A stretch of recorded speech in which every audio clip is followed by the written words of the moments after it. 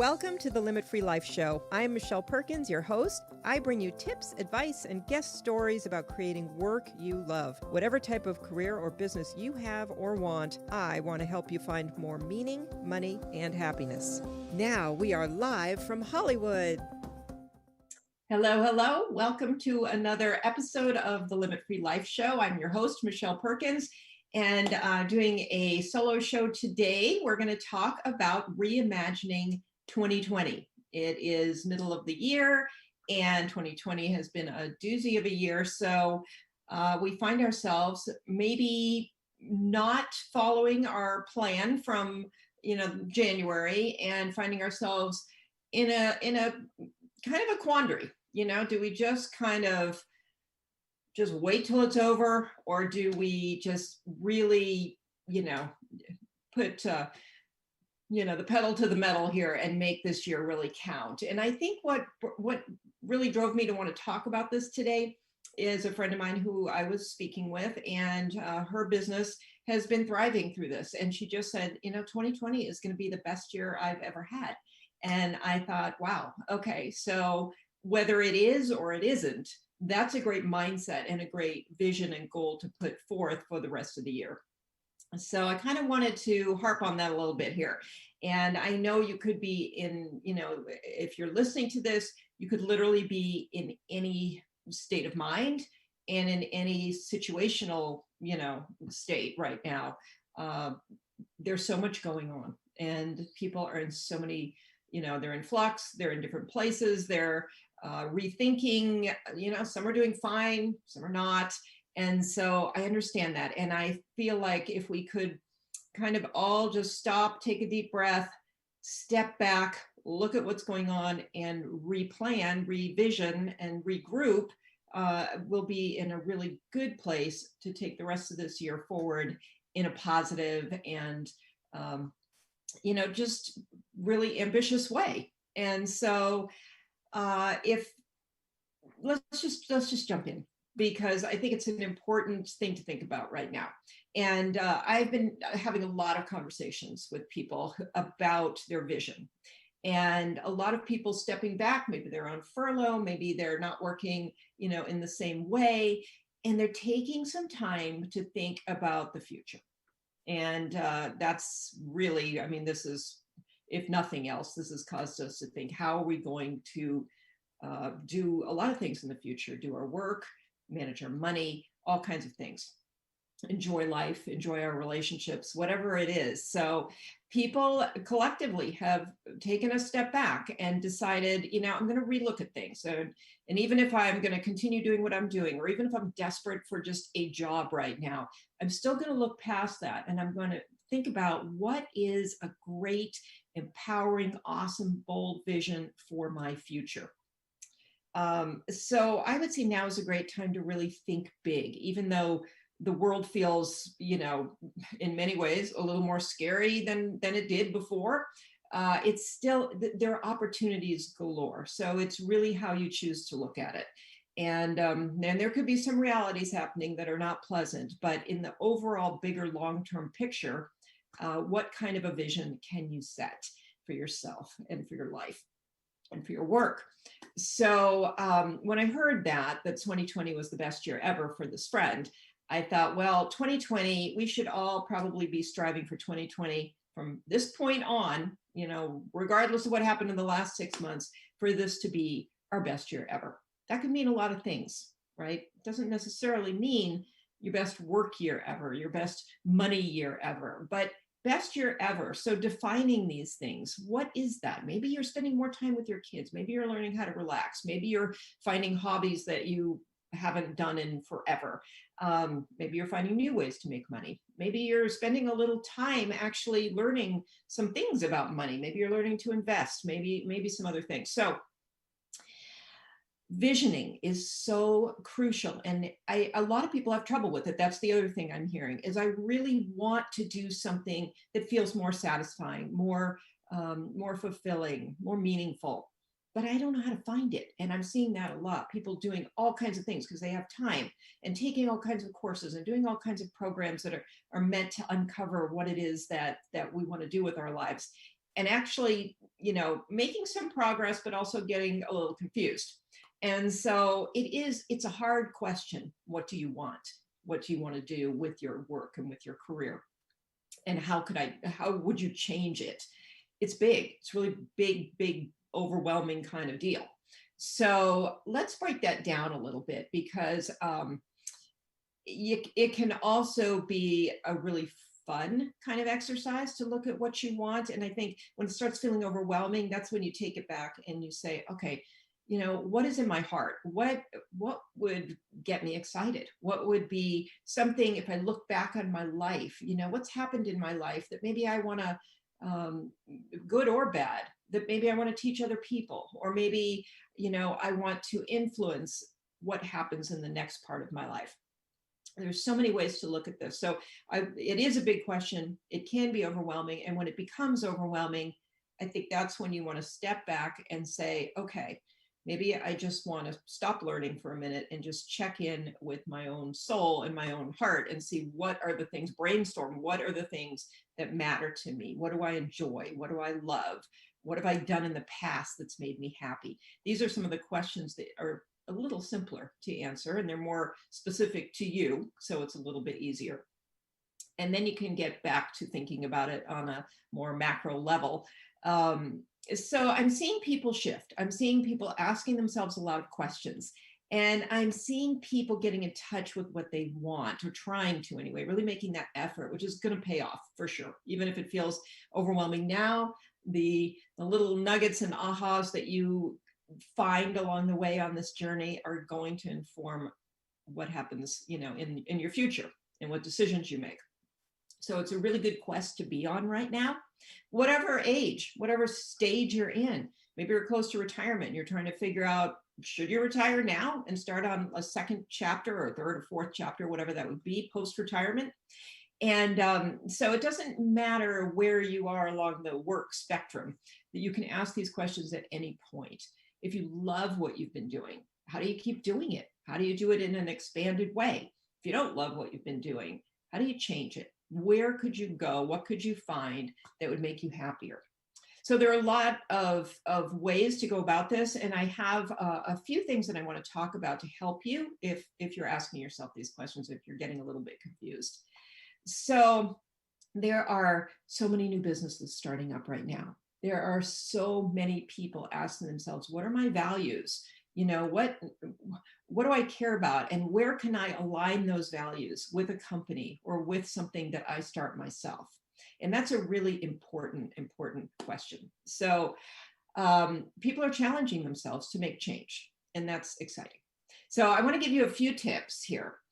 This isn't going to be too long, but I do think right now in, where are we? July of 2020, it's a great time to do 5 things. So I'm going to run through those quickly. Set new goals. So whatever your plan was, your New Year's resolutions, your January business plan, whatever it was, stop and let's look at that. Maybe it's time to completely set new goals, given what's been going on, given your new situation in July, which I know is different than January, for better or for worse, it's different. And look at your career, your money, and your business, and set new goals in all 3 of those areas, as well as any other areas that you might be interested in setting goals around. So with the setting new goals, one of the biggest things is establishing a new vision. And I'm going to come back to that in a minute. So setting new goals is number 1. Number 2, we've all changed our routines. So can you track your time? Because this is a really interesting thing too. Are you feeling tired all the time? Are you feeling like you're getting tons more done? Are you feeling like you're getting less done? Until you actually track your time and pay attention from the time you wake up in the morning until you go to bed, what are you doing? How are you spending your time? How many hours are you actually working? How many hours are you spending with your family or socializing, even virtually? How much time are you looking at social media? How much time are you doing whatever it is that you do? So we can guess at that, but there's nothing like actually writing it down. I do it in 30-minute increments. From the time I wake up, every 30 minutes, I try to jot down I do it simply because otherwise I won't do it. So I literally do it on a pad of paper. And I don't do it all the time, but when life changes, I like to do it because I have a lot of goals and I need to know what I'm doing with my time because I need to just establish some baselines for what I need, how much time I need to work, how much time I need to do other things. So, and then to fit what I want in, whether that's exercise or whatever. So track your time. And it's an easy thing to do really, but it can feel like a big deal. But I would say, however, whatever makes it easier for you on the computer, on a piece of paper, whatever. But when you track your time for 2 weeks, you are going to see a lot about your life. You're going to learn a lot about how you're spending your time. And then you can decide, do you like it or do you not like the way you're spending your time? And you can make adjustments. But you really don't know until you actually track it for real. The third thing is assess your strengths.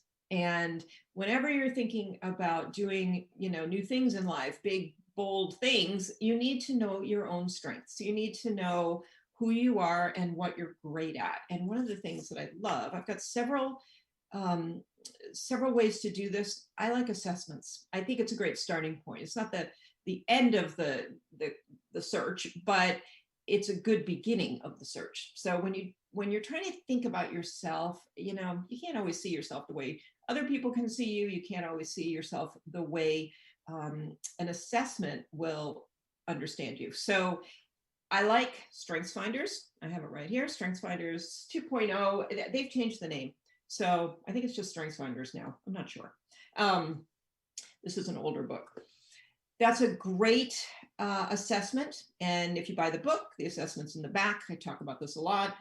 You can go online and take it, and it will identify your top 5 strengths. I give this book to all my clients. Love the book.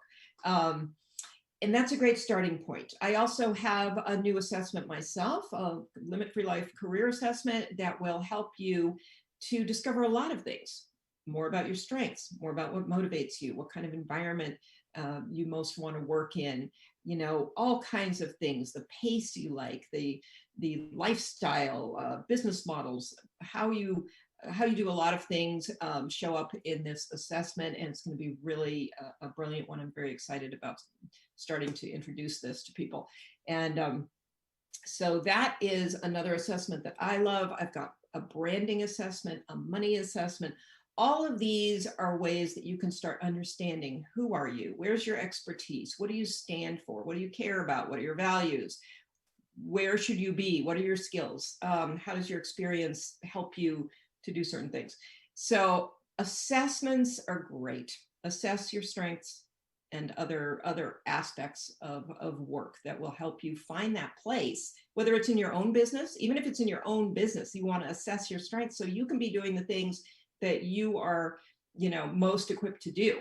And you can do those things the best, and you can delegate other things to other people. And so it's either way, whether you're trying to find something in an organization or whether you're trying to be the best entrepreneur you can be, assessments are great starting points.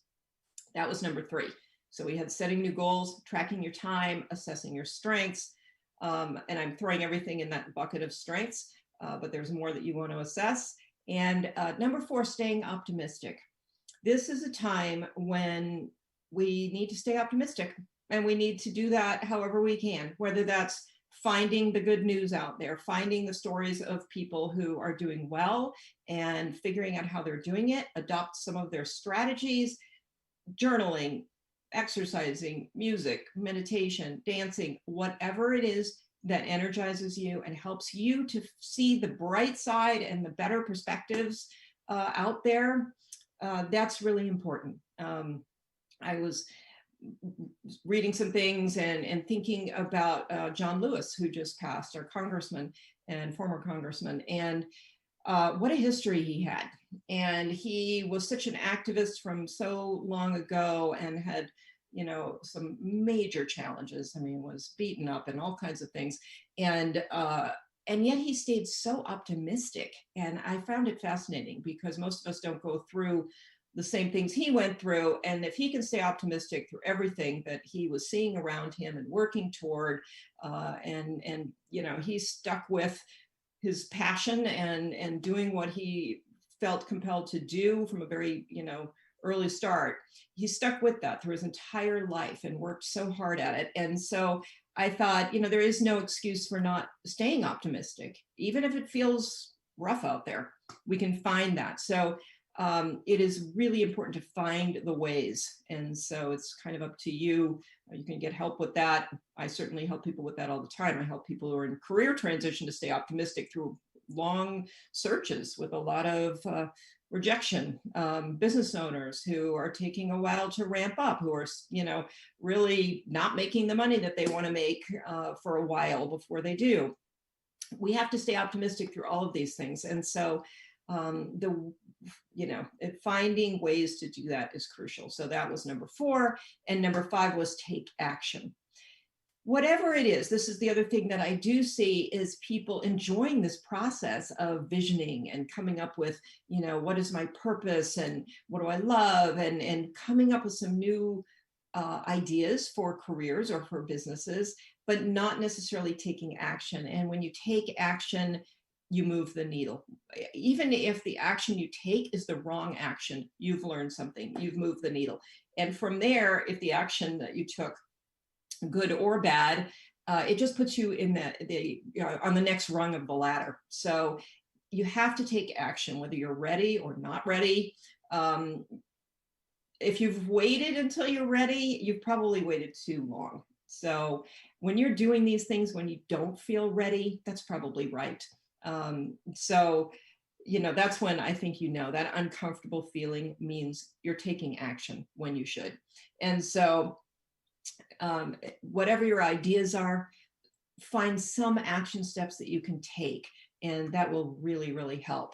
So those are 5 things that I would say are crucial right now as you rethink and reimagine 2020 so that this can be your best year ever in the, whether it's already off to a good start or not. I also have